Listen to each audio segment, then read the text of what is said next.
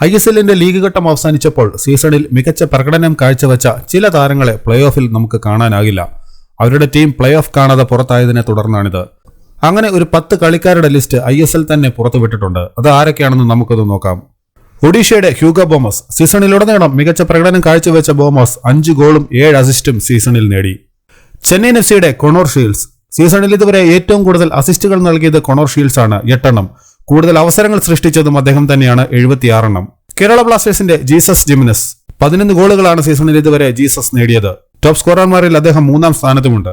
ഒഡീഷയുടെ Diego മൊറീഷ്യോ. 9 ഗോളും 6 അസിസ്റ്റുമാണ് ഇതുവരെ Diego മൊറീഷ്യോ നേടിയത്. കേരള ബ്ലാസ്റ്റേഴ്സിന്റെ നോ സദോയ്.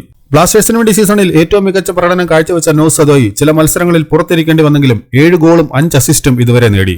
ഈസ്റ്റ് ബംഗാളിന്റെ മലയാളി താരം PV വിഷ്ണു. മികച്ച പ്രകടനം നടത്തിക്കൊണ്ടിരിക്കുന്ന PV വിഷ്ണു 4 ഗോളും 3 അസിസ്റ്റുമാണ് ഇതുവരെ നേടിയത്. പഞ്ചാബിന്റെ ലൂക്ക മാറ്റ്സൺ. പഞ്ചാബിന് വേണ്ടി ഈ സീസണിലും മികച്ച പ്രകടനം കാഴ്ചവെച്ച ലൂക്ക മാറ്റ്സൺ 10 ഗോളുകളാണ് നേടിയത്, 3 അസിസ്റ്റും നേടി.